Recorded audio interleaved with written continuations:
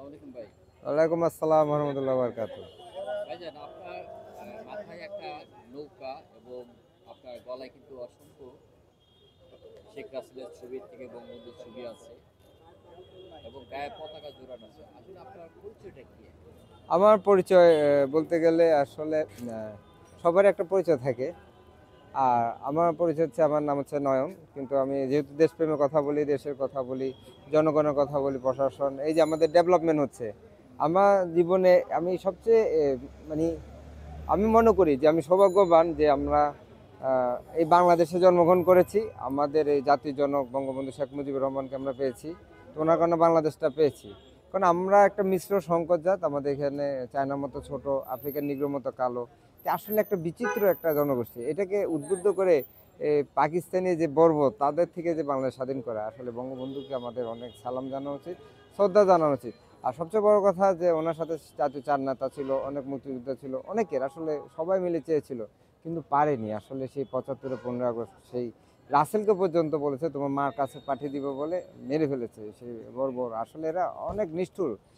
তো সেই নিষ্ঠুর সে কষ্ট ধারণ করে এই যে আমাদের বড় বুজান শেখ হাসিনা, উনি বঙ্গবন্ধুর প্রতিচ্ছবি আমি বলি, সবসময় বলার চেষ্টা করি।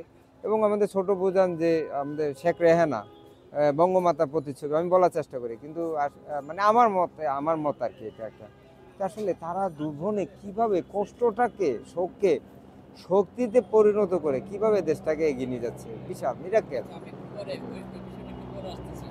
আপনি যে গেট আপ, সেট আপ, এটা আসলে কতদিন ধরে আপনি এটাকে ফলো করতেছেন? এটা আমি তো আসলে কিছু কাজের সাথে ছিলাম।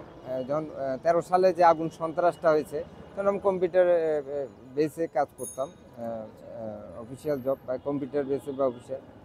এই মিনিট ছিলাম। পর আমি দেখলাম যে মানুষকে মানুষ পুরো মেরে ফেলছে ক্ষমতা। মানে আমাদের দেশটা একটা শান্তি, আমাদের একটা স্থিতিশীল অবস্থা আছে, আমাদের দেশ ডেভেলপমেন্টের দিকে যাচ্ছে। আগে অনেকে স্বপ্ন দেখিয়েছে, কিন্তু আসলে ওভাবে আমাদের আগামী প্রজন্মের জন্য কোনো স্ট্রাকচার মানে স্থাপনা, তাদের জন্য যে কোনো ধরনের কোনো কার্যক্রম মানে তেমন করতে পারে না, মানে দৃষ্টিগোচরের মধ্যে পড়েনি। কিন্তু শেখ হাসিনা আপা মানে ওনার সাথে প্রশাসনের মধ্যে যেভাবে দেশপ্রেম এসেছে, তারা কিভাবে দেশটাকে এগিয়ে নিয়ে যাচ্ছে। তো এই জিনিসটা দেখে মানুষকে তুলে ধরাতে গিয়ে, প্রচার করতে গিয়ে, সাংগঠনিকভাবে বা প্রচারের জিনিসটা করতে গিয়ে তো আমি আসলে চেষ্টা করছি, কিন্তু আসলে পারি না। তো মাঝে মাঝে চেষ্টা করি যে কিছু বাংলাদেশের পতাকা এর মাধ্যমে আপনাদের, যেহেতু আপনার দুজন আছেন, আপনার দেশের কথা বলেন, জনগণের কথা বলেন, এই দেশ ডেভেলপমেন্টের কথা বলেন, আমাদেরও কথা বলেন। তো আমাকে সবাই বলে তোমার মধ্যে দেশপ্রেম আছে, তুমি দেশের কথা বলো। তো আসলে বঙ্গবন্ধু বলেছে দেশকে ভালোবাসতে হলে মানুষকে ভালোবাসতে হয়। তো তো আমিও ভাইয়া এগুলো একটু দিই, এগুলোর মধ্যে হাত দিই। কিন্তু আপনারা যেহেতু যারা আবার কথা বলে তাদেরকে উৎসাহ দেওয়ার জন্য আমি এগুলো আবার তাদেরকে একটু আচ্ছা, এমনি আমি দিই। আসতেছি আরেকটু আছে। আপনি মানে এই নৌকা মাথায় নিয়ে বা এই পতাকা গায়ে নিয়ে এটা কতদিন ধরে আপনি করতেছেন বা আপনার লক্ষ্যটা কি, আপনার উদ্দেশ্যটা কি? না, আগে তো আসলে অনেক আগে থেকে মানে মানে আপনি কি সময় চাচ্ছেন? পরিপ্রেক্ষিতে অনেক কিছু করেছি। কিন্তু এই যে আপনার আগুন সন্ত্রাসের সময় আমি আমি দেখেছি যে মানুষের অনেকটা আত্মকেন্দ্রিক হয়েছে, তেমন একটা মাঠে অনেকে নামেনি।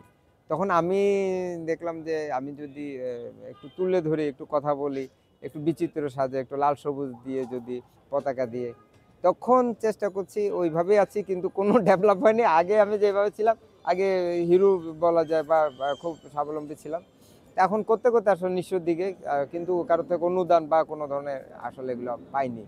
হ্যাঁ, তারপরে অনেকে মধ্যে দেশপ্রেম আছে। করোনার মধ্যে আমি দেখেছি যে সর্দি কাশি নিয়ে প্রশাসনের লোকজন কিভাবে মানুষকে হেল্প করার জন্য, যেখানে করোনা টিকা নেই, আমাদের নেতা অনেকে, যে তারা অনেকে আমাকে আর্থিকভাবে বা খাদ্য দিয়ে, পুলিশ প্রশাসন থেকে আপনি সাপোর্ট কি পেয়েছি, অনেক নেতার সারাদিন কি থেকে পেয়েছি। এইভাবেই থাকেন আপনি?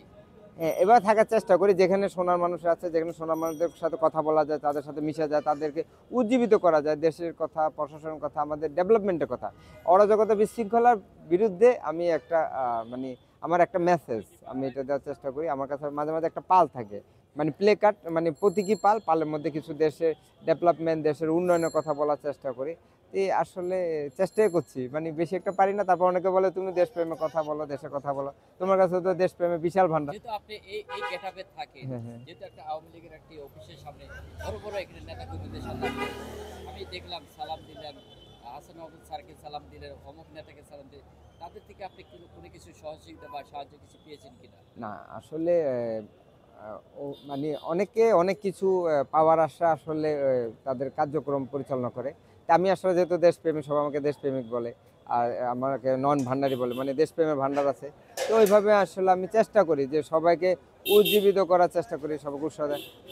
মানে হাদিয়া হিসেবে হালকা, মানে আমার নুন আনতে পান্তা ফুরায়, ওই বড় মানে এস্টাবলিশ বড় মানে কোনো ধরনের মানে গ্রহণযোগ্যমূলক বা ওরকম কোনো ধরনের কাজ থেকে কোনো পাই না। তবে হ্যাঁ, সবাইকে উৎসাহ দিতে খুব ভালো লাগে, সবার সাথে কাছে যেতে পাচ্ছি, সবাইকে দেখতে পাচ্ছি, কাছ থেকে দেখে আমি উজ্জীবিত হচ্ছি। অনেকে আসলে দেশপ্রেমিক, তারা দেশের মানুষের কল্যাণে কাজ করে, দেশের কথা বলে।